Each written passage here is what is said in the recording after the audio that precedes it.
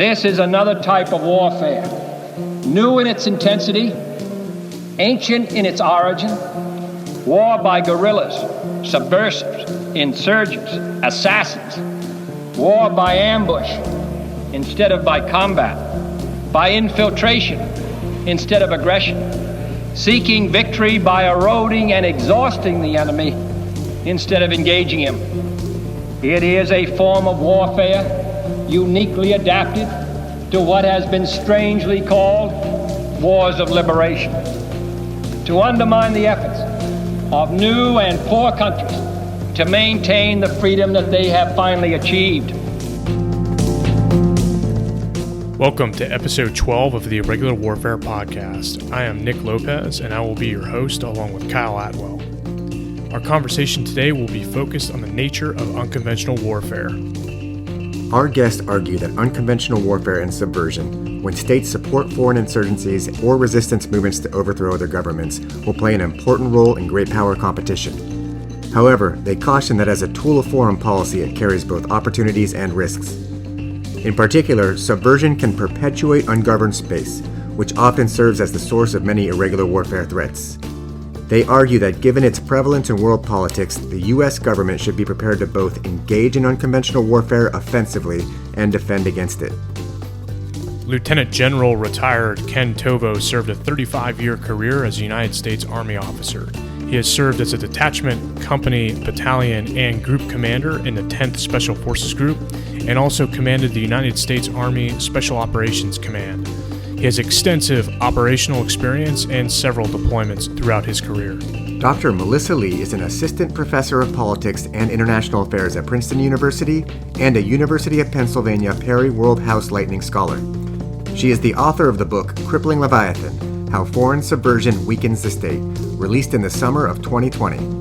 You are listening to the Irregular Warfare Podcast, a joint production of the Princeton Empirical Studies of Conflict Project and the Modern War Institute at West Point, dedicated to bridging the gap between scholars and practitioners to support the community of irregular warfare professionals. Here's our conversation with Melissa and Ken. Lieutenant General retired Ken Tovo and Dr. Melissa Lee, welcome to the Irregular Warfare Podcast, and thanks a ton for joining us today. Thanks for having me. Yeah, really excited about it. Looking forward to the conversation. So I'm going to go ahead and jump right in. Melissa, you talked extensively about ungoverned spaces and subversion in your book that you released this year, Crippling Leviathan: How Foreign Subversion Weakens the State. I think that practitioners, especially in special operations, they'll find subversion very similar to unconventional warfare. Can you tell us a little bit about your book and the motivation behind it? Yeah. So this is a book about the problem of state weakness. And it's a particular kind of state weakness that I was interested in, which is ungoverned space. And by ungoverned space, I have in mind places where the state is simply absent. It doesn't exert authority over its territory. There are no government services. These are places where government agents cannot go, right? So I was interested in why these spaces exist. And the existing political science literature I thought was very unsatisfactory. It focused largely on domestic factors, and the cases that I knew well pointed to a different explanation, which is the role of external actors, specifically other countries.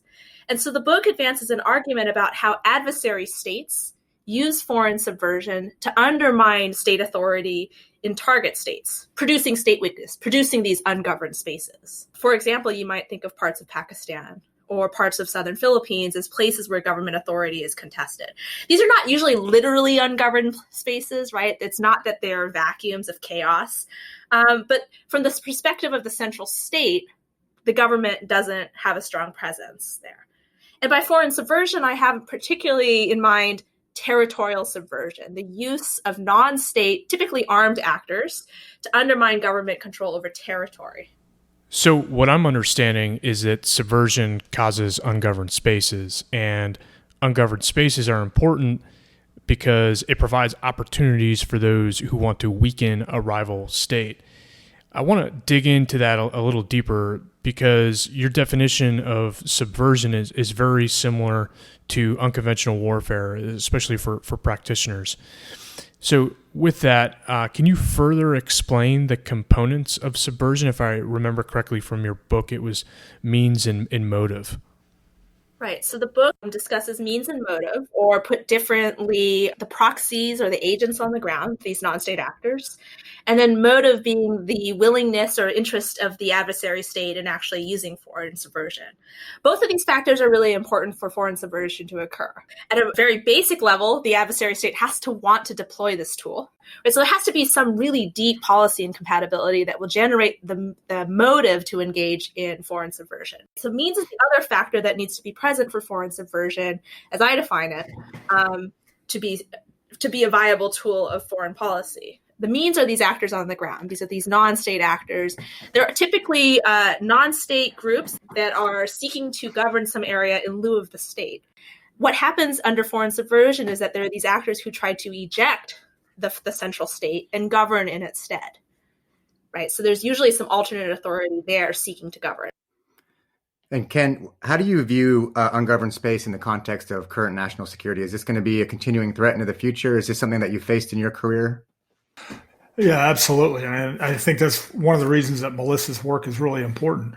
We've been talking about ungoverned space really most of my career, but it really was brought to a finer point after 9/11, 2001, when it was the attacks on our country, and this concern that these ungoverned spaces offer the opportunity for violent extremist organizations to use them as a base of operations, as Al-Qaeda did in Afghanistan, and previously they did in Sudan, that these places offer an opportunity for terrorist organizations to build strength, plan, and then launch attacks that can cripple us or our friends. Yeah, I almost think of it as safe haven in military terms. Like ungoverned space is a place where a non-state actor has safe haven to do what they will. Yeah, I mean, because of, as Melissa puts it in the book, lack of consolidation by the sovereign government,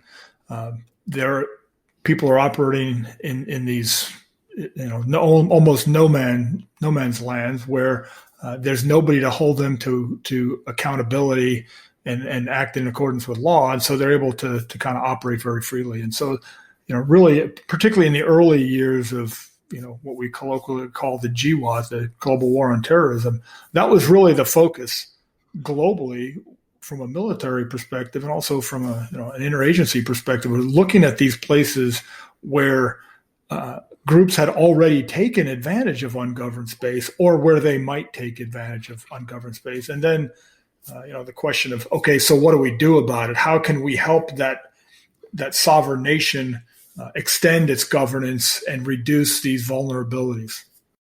From a counterinsurgency perspective, these ungoverned spaces are particularly problematic because, the absence of government and the negative consequences of that for the people who live there, I think sort of set ripe conditions for gathering support among that population, right? So if we think that these rebel groups or terrorist groups depend a bit on the local population, and the local population is sympathetic to them because they offer some alternative vision of governance compared to that of the state, that's really problematic for counterinsurgency, right? Yeah, absolutely. And which is why, in at least one of the models of counterinsurgency that we've used over the years from a U.S. military perspective, that's one of the lines of effort that will help a foreign government get after, which is this idea of balanced development, taking away the root causes that contribute to making insurgency a viable option to overcome grievances or disparities in the way society is run. So ungoverned space presents a threat by providing a safe haven where terrorist or insurgent groups can percolate. And Ken, you noted that a lot of efforts in the global war on terror were sort of defensive efforts to counter these threats through counterinsurgency or counterterrorism interventions. But on the flip side of the coin, there are times when the United States might seek to actually expand ungoverned space or take an offensive stance of subversion. Sure.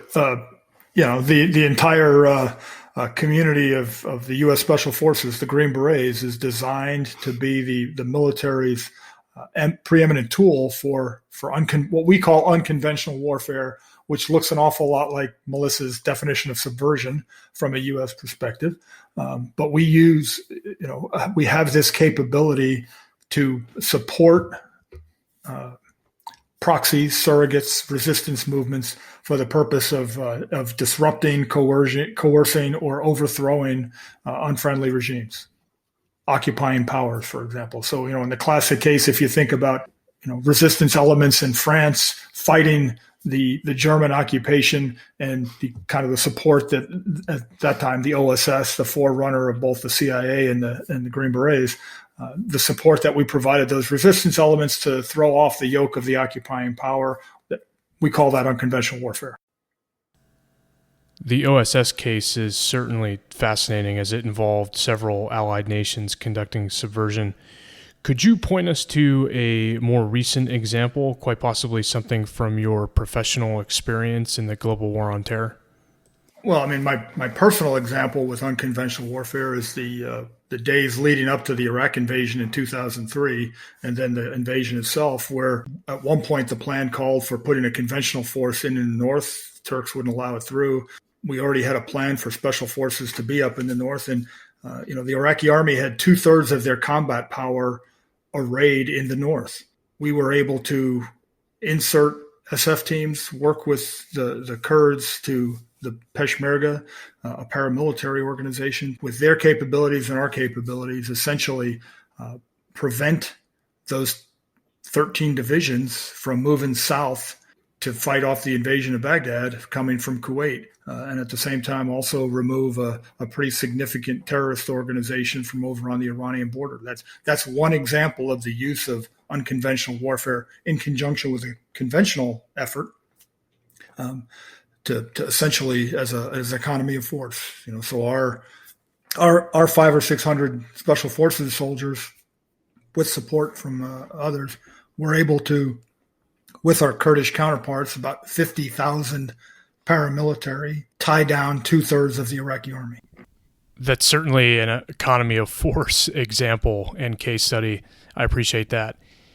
Melissa, I'm particularly interested in your perspective as to how important subversion and unconventional warfare is now, especially through the lens of great power competition, particularly defending or being prepared to defend against subversion. I think it's essential.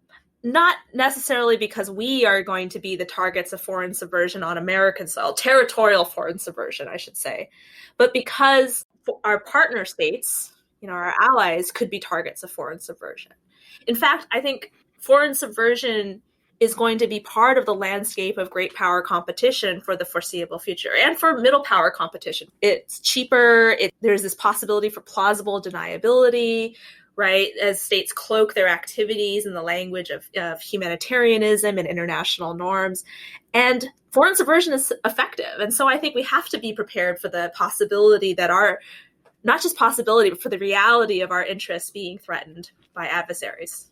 So that's interesting. You're saying it's not just great powers that will engage in foreign subversion and unconventional warfare and other things in great power competition, but also weaker states. Weaker states do this on each other. Do you have examples of that from your book or from the past of middle states engaging in subversion? Yeah, so the book considers two Cold War era examples, both in Southeast Asia. And so one of them was Malaysian subversion of the Philippines in the 1970s. So there was a number of disputes between the two countries, and both countries felt that they could not confront each other in a confrontational war. The Philippines was an ally of the U.S. Malaysia was part of the Commonwealth, and basically confronting the Philippines in conventional means was off the table. But there were a variety of non-state actors who eventually became the Moro National Liberation Front. And Malaysia they brought together these groups who became the MNLF and trained them and helped them undermine state authority in the southern Philippines. The second example I bring in the book is also from Southeast Asia, from the 1980s, and it's Thailand's subversion of Vietnamese-occupied Cambodia. Right, so this is after the Cambodian-Vietnamese War, in which Vietnam overthrew the Khmer Rouge, and this was part of the Cold War era confrontation between communist and non-communist states. So subversion is an old practice, but this example shows that it's not something that is confined to the arsenals of the great powers, right? Other states will use it. And in fact, if you're a weak state, it's going to be especially attractive. much of what we've talked about to date about the use of subversion or unconventional warfare as a tool is very backwards looking. We're talking historical examples in our past history, particularly the last 20 years. I think Melissa touched on this, but I think it's an important point to underline, and that's that as we move into this era, or have already moved into this era of great power competition, I think we're going to see even more of a use of this tool. And the reason is that by their nature, great power conflict is destructive and incredibly costly. And none of the great powers go into conventional great power conflict and war if they can avoid it. But they still want to achieve their objectives.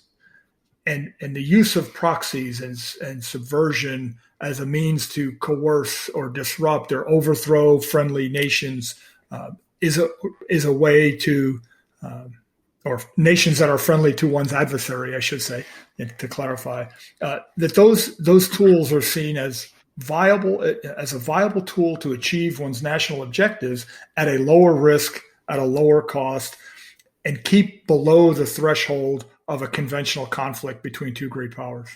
So I think we're going to see more of this when we talk about great power competition, potentially with China or Russia. So we have described what subversion and unconventional warfare is and why it is relevant today. Melissa, your book focuses on whether subversion works and what its implications are. Can you tell us the key findings of your research? I think the banner finding is that foreign subversion works, that it is a significant contributor to ungoverned space. It creates ungoverned space, and it allows that ungoverned space to persist. So even in the face of target state efforts to counter subversion, subversion will work to maintain state weakness. It is easier to break things than to build things back up.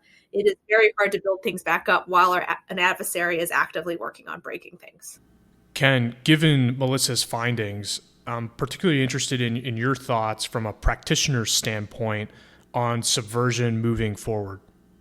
As we look at potential competition in the great power realm, I think we ought to acknowledge that there are going to be times where this is an effective tool for us to wield, particularly given that our adversaries tend to be non-democratic states that align with other non-democratic states. The thing that totalitarian or authoritarian regimes fear the most is internal stability.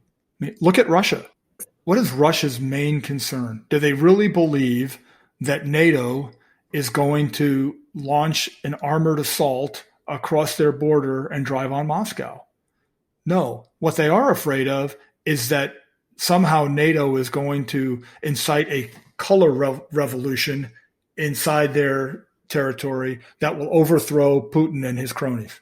Totalitarian governments, authoritarian governments fear internal instability almost more than anything else. Melissa, if I understand correctly, you're wary of the use of subversion because though it may work as a short-term foreign policy tool, it essentially increases ungoverned space, which is a strategic challenge for the U.S. Is that a fair characterization? That's correct. I worry about subversion because it has insidious long-term effects that hang around well after the cessation of the immediate security threat. With that in mind, do you think there are instances where the U.S. should employ it, or is it better just to take the long term, we should be against using this tool? In the long term, we're all dead. No, I think... I like that. All right, podcast over. Stop. I'll drop my mic on the ground now. No. That's awesome. Melissa has left the room. Yeah, the mic drop. Right. But this is why decisions to engage in foreign subversion need to be carefully deliberated among all the relevant actors, right? This is a tool that has long-term effects. And the U.S. has not been particularly great at addressing those long-term effects. And not as responding to subversion. We are not particularly great at building states, period. Full stop. Hard work. Right?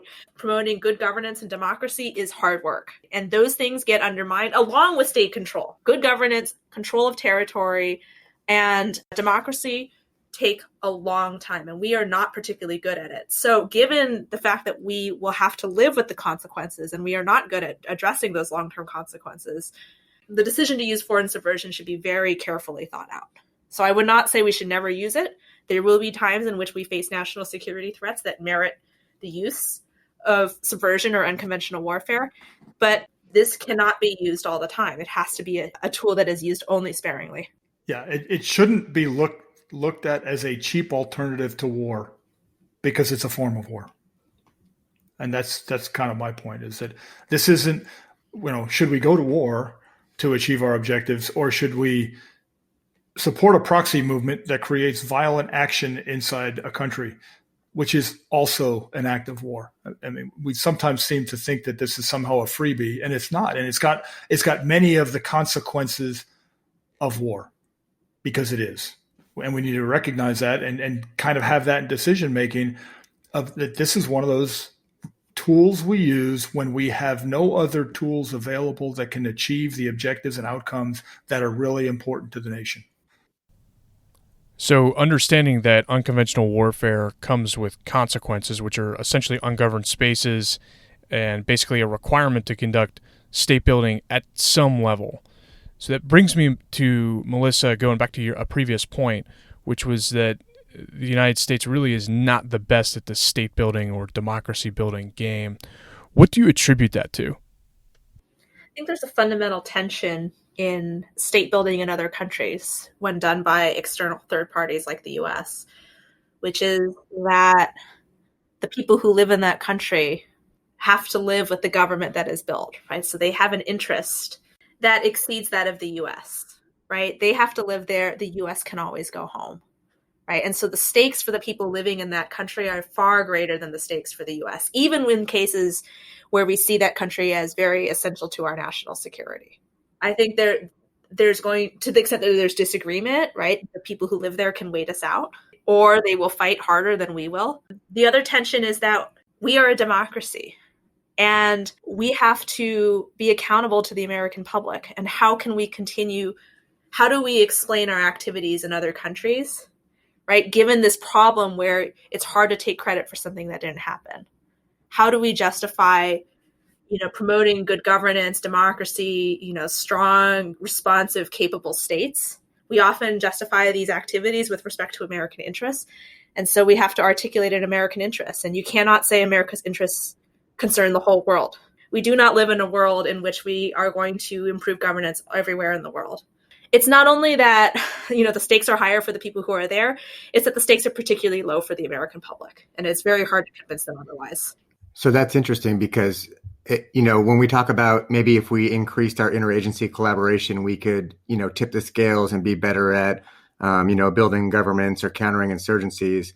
If I understand correctly, you're saying that there's something more fundamentally challenging to doing this, that no matter how we adjust our levers and widgets and policies, just fundamentally, it's going to be hard to ever be able to build states because we don't have the national interest relative to what the indigenous population has. That's right. We are very good at helping the indigenous population achieve goals that they already want to achieve.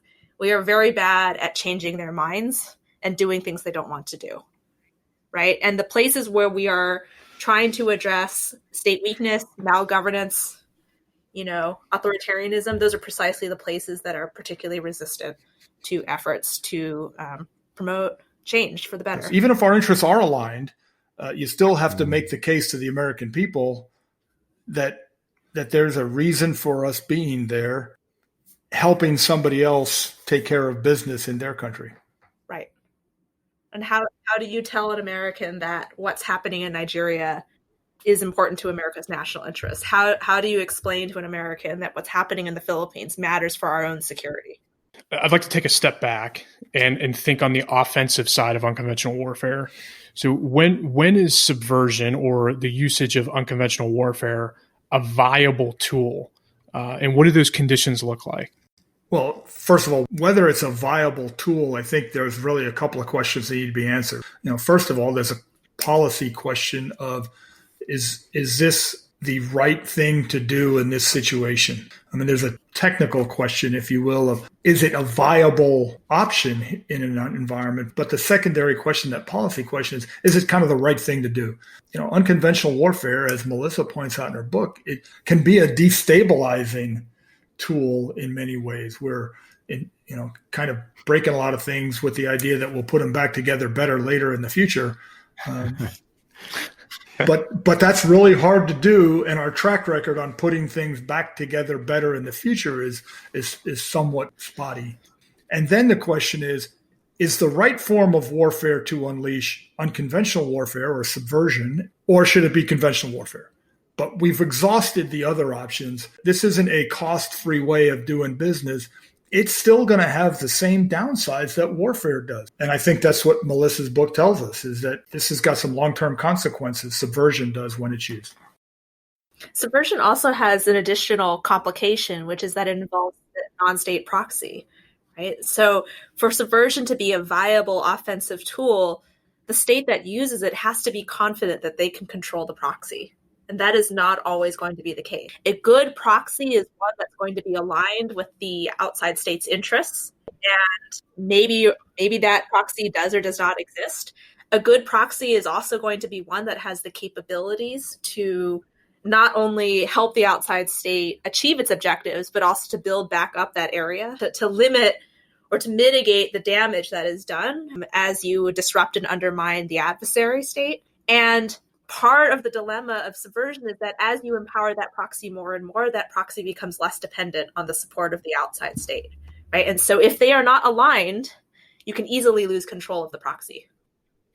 Really, most of these cases, when you're using a proxy or empowering a proxy, you're playing on fissures in society, whether they're ethnic or economic or some kind of social or religious fissure. So in many ways, the more you play on that and the more you empower a proxy, really the more, in a longer term, the less likely you are going to be able to kind of undo that work and set the conditions for a stable society in the future. I mean, the example I would use would be perhaps Iraq. In 2003, I was involved as a special forces officer up in northern Iraq, where we empowered the Kurds to help us overthrow Saddam Hussein. And in many ways, there was already fissures between the Kurds and the rest of Iraq, but we certainly didn't make that better by empowering them. And in fact, one might say that as a result of that, they moved even further away from the nation of Iraq and made it even less likely that they could once again somehow be a coherent whole where they are a viable part of Iraqi society, as opposed to kind of continuing to enhance their desires to be a separate nation state. Right. I think the lesson here is that if a state engages in subversion, it is potentially entangling them in that country's domestic affairs for a long time, right? Perhaps well after the immediate security threat has disappeared. Right. And so to answer what could we have done? Well, I think, it's hard to game out in the moment, like what would happen, but to at least be prepared for sustained engagement. Melissa, I want to look at the other side of this, especially because you looked a lot at all of the actors and the relationships within subversion, in other words, unconventional warfare. How do you pick apart an unconventional warfare campaign, just based off of the research that you conducted in this book? I would start by thinking about the relationships between the key actors, right? So you have the target state, or, the partner, our ally, our partner state. There is the adversary state, so the state that seeks to undermine our partner. There is the non-state proxy, that is the agent of subversion, right? The actor that's actually undermining state authority. And then there's a fourth actor, which I don't spend a lot of time discussing in the book, but this is the population that supports that non-state actor, right? So you can think of there being relationships between each of these actors. And in each of those relationships, you can mitigate or reduce the risk of or effects of subversion, but it looks different at each step, right? So think about the relationship between the partner and the adversary state, or the target and the adversary state, right? There is some really significant policy incompatibility. So can there be ways to address that whatever dispute is causing these two states to engage with each other in this way? In reality, this is pretty hard, right? Like, given that subversion is used sparingly, it already suggests that other options were not viable. But perhaps the U.S. could assist by, thinking about other ways in which that security issue, foreign policy issue could be addressed. You could also think about breaking the link between the population and the non-state group, right? So these proxies depend on support from populations as well, right? So how do you sway the population away from that group? And that's another link that could be broken. Any solution has to start by visualizing the relationships and looking for entry points within those relationships. How do you break those relationships or change those relationships for the better? And I would add, I think that's a really, really good way to view it. The most viable of those options, or the way to kind of sort through which of those you try and do or in combination, is somewhat influenced by where you are in time. If you don't yet have a problem with a proxy, but you have a disagreement, for example, with a neighbor, the question should be, what are my vulnerabilities as a nation? And these vulnerabilities, as Melissa talks about, really come from groups within a country that have some kind of grievance, real or perceived, that can be exploited. And so if you're not at the point yet where the neighbor or the wielding state has chosen to cause trouble, perhaps you can inoculate yourself from the approach. I think of the challenge in the Baltic states that have, in some cases, pretty significant Russian diaspora inside their countries. Obviously, they've got some potential policy disputes, we'll call them, with Russia across the border. But they've got these Russian diaspora inside their country that are a potential vulnerability should Russia try and exploit them. And the question should be to those Baltic states what are you doing to incorporate them into your society and reduce their grievances? And there are grievances that they'll air about, inability to teach my language in school. We don't get the same level of government resources. And so before there's a conflict or before a proxy has been weaponized, a state should try and extend its control. It should consolidate control, and part of consolidating control means reducing the disagreements between the state and that marginalized group within a society. So good governance, consolidated state authority all prevents the availability or the fissure that you explained for an entry point of a proxy to come in and exploit. Yeah, as Melissa articulated, I mean, this happens in the presence of means and motive. Motive is hard to change, particularly if it's two nations' disagreements about policy. But I may be able to tackle the means. But if the means has already been weaponized, now I've got a whole different problem. So we've been talking about troops going abroad and supporting resistance movements to conduct subversion against an occupying power or a state. I want to pivot the conversation a bit. I'm particularly interested in how you both see subversion or unconventional warfare in an era of global connectivity. Do you all think that it's going to be more prevalent, that subversion will happen globally in, let's say, the cyber domain, and that neighboring states will not be the most likely actors in unconventional warfare? Yes and no. So which sets of states are able to take advantage of this new technology, right? So there, I think the great powers have a significant head start. And the great powers have always been less constrained, right? They're great powers because they can project power far beyond their borders. And I think this is going to be true with technology, right? They're going to be able to adapt, to not just adapt, but create the technologies that allow for foreign subversion to take place far away from the homeland. But to the extent that non-great powers want to use foreign subversion, I do think we're going to see, the continuation of foreign subversion across borders of neighboring states. Well, I'll give you a non-state or non-great power example of attempts at using the digital environment through subversion, and that's ISIS's ability or desire and use of the internet and chat rooms, et cetera, to radicalize people here, even in our country or in Europe, radicalizing citizens of a nation to take on acts of violence within those nations. Now, so those are episodic, what we would essentially classify as kind of tactical events, but certainly it gives you a peek into the potential of digital subversion, if you will. In the end, a lot of what we call unconventional warfare, subversion, a big aspect of it is cognitive warfare, right? You're really trying to get in the minds of decision makers, but also of the population. You're trying to sever the connection between the population and the legitimate government, and make the population no longer trust, support, and believe in the legitimacy of the sovereign power. And that's a cognitive act. It's not necessary. It sometimes is done through means of violence and kinetics, but it's essentially we're trying to convince them of a behavior or change their mind about something. And so the power of information and the reach of our digital world, I think, will open up new horizons in this environment. So if I'm understanding you, it's leveraging information operations, weaponization of information to effectively influence populations. Absolutely. It's a way to wield influence, right? It's about wielding influence. In past insurgencies, the heavy aspect of that was kinetics. But even then, the kinetics is to purpose. If I'm the insurgent, I'm trying to make the populace believe that I can provide better than the government, or at the very least, that the government cannot provide. They can't provide security. They can't meet my basic needs, et cetera. Because in the end, most insurgents are looking to replace the government.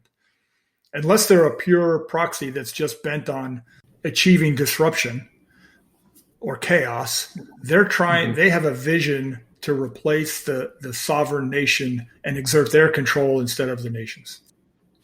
This is an absolutely critical point, too, for the book, right? So foreign subversion is not simply the violence and destruction and the killing of the government officers who may or may not have been there in that territory. It is about replacing government authority with some alternative. It is about providing other services, different kinds of services, providing different kinds of institutions to replace that of the putative, central state. And this is part of what makes foreign subversion so insidious, because it's not just destruction, it is replacement. If anything, the toolkit of foreign subversion is going to get even bigger. It's going to include information and influence operations, and it's going to include electoral interference. It's going to include things that we can't even imagine right now, because this is effective. Technology makes it cheap, even cheaper. In the past, you needed some kind of geographic access to someone's population to achieve a lot of the effects. Whether you did it through a proxy, as Melissa describes in her book, or in a conventional sense, you invaded a country to enforce your will on another country. But in essence, you were still trying to change their behavior, change their minds about a policy disagreement, if you will. But now we have the means to reach into another country without ever having to have geographic proximity. It's in many ways, if you think about the Voice of America program back in the Cold War, where we used radio broadcasts to try and sow ideas inside the Soviet bloc, with the idea that we were fomenting some level of discontent and disruption. This is on steroids. I mean, back then I had to actually, put it on a radio wave and hope that somebody tuned into the right station and listened. And now I can bombard them through the internet, whether they know I'm sending them a message or not. They may think they're reading their local newspaper or their neighbor's blog, but in actuality, they're reading a foreign agent's thoughts on a particular topic designed to sway and influence, or maybe just designed to break their confidence in their own government. You served as the commander of U.S. Army Special Operations Command, the proponent for unconventional warfare. When you discussed the use of unconventional warfare options with policymakers or other military leaders, was it understood? Was it viewed as potentially useful? Or was it kind of dismissed in general as a viable national security tool? Yeah, I won't say it was dismissed in general. I will say that it's not as well understood a tool as conventional warfare, and that to some, it doesn't seem like like the way Americans fight, if you will. Like it's somehow underhanded. it's hard to convey, but there are some people who look at it and just and their reaction is, well, that's not how America acts. It's not in keeping with our principles, if you will. So because of that sentiment and the lack of understanding, did you find it challenging to maintain or even increase capability, whether that's training, manning, or equipping, or projecting out sustainment plans for the force? No, not really, actually. I mean, the beauty of our Special Forces community, our Green Berets, is that they have utility in a wide variety of areas. And most of them are well understood and accepted. An ambassador in a country that believes his or her military partner needs help understands that having Green Berets in the country to do that helps, that they're effective trainers of foreign militaries, and that there's goodness in increasing and improving the capability of a partner nation's forces. There's just a little bit less willingness to even consider the use of that same tool in an offensive manner. And some of this was in our own military, very conventional leadership that believes that if you really need to use a military tool, you should use one that is more under our direct control, which is, U.S. conventional forces. There is a little bit less control involved in trying to achieve one's objectives through proxy forces, as we have found out over the past years in Syria, where we attempted to use proxies, and in some cases successfully used proxies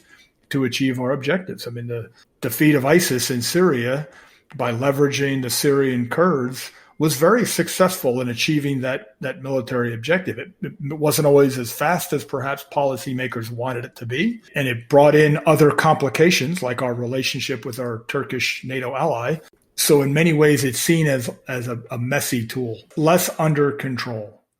Is reticence about this, using unconventional warfare, working through proxies, viewed from a kind of political lens, in that it's not the American way to destabilize governments? Or is it, as you suggested, more because the military has a way of war, which is establishing dominance, and they're not comfortable with essentially more irregular forms of warfare? I think it's all of those, and it depends who you're talking to.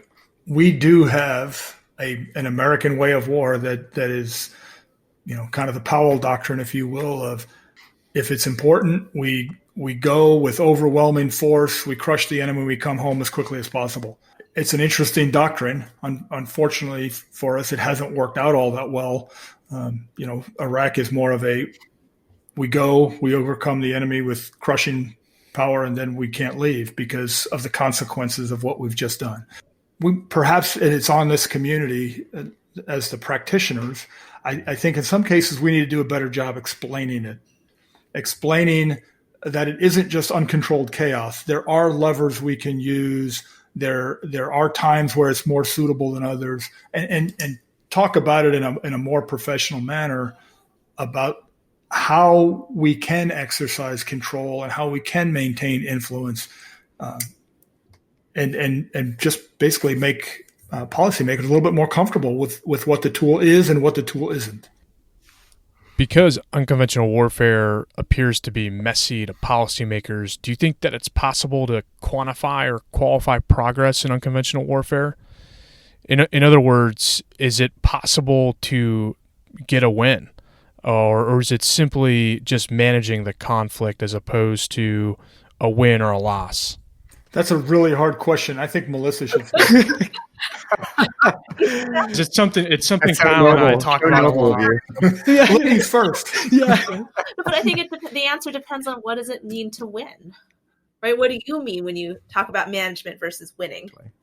Yeah, I'll tell you. At one point in my time at USASOC, we, as part of our briefing to try and explain, this idea of the gray zone, conflict below the level of traditional conflict. In this briefing, we talked about U.S. involvement in conflict in the 20th century. And I think it was something around the order of, we've been in 5 conventional conflicts and about 25 or 30, depending on how you count it, irregular warfare conflicts. So I guess given that ratio, I'd say our policymakers have to figure out how to do a better job of explaining to the American people why we have to be involved in those things, because it's the reality of our existence. It has been, at least historically, that for every conventional conflict where you can point to a surrender document and say, look, we've got one in the win column, there's 4 or 5 others of these that policymakers made the decision to be involved in because there were national interests at risk. And if the past is prologue, then we should expect that we're going to see this in the future, as we've talked already. The nature of great power competition seems to breed these kind of below the threshold of conventional conflict challenges. And so, one, we've got to figure out at the political level a better way to articulate to the American people why we have military forces in fill in the blank in a messy, complex environment that may not end for several years and may result in America's sons and daughters coming home with a flag draped over them. That has to be done because our population needs to understand why we're there. This is not a problem that's unique to the security sector. We see this all the time in the good governance space, development space, the democracy space. How do we know that we prevented democratic backsliding? We don't, right? We can count the number of ballot machines and training workshops we've given a partner, but what the counterfactual is incredibly hard to pin down. And I think we have to be honest that it's elusive and we're not going to get it. Moving away from implications for policymakers, what should practitioners be thinking about? Yeah, I think first and foremost, practitioners need to make sure that they have done everything they can, that this is a viable and effective tool when called for.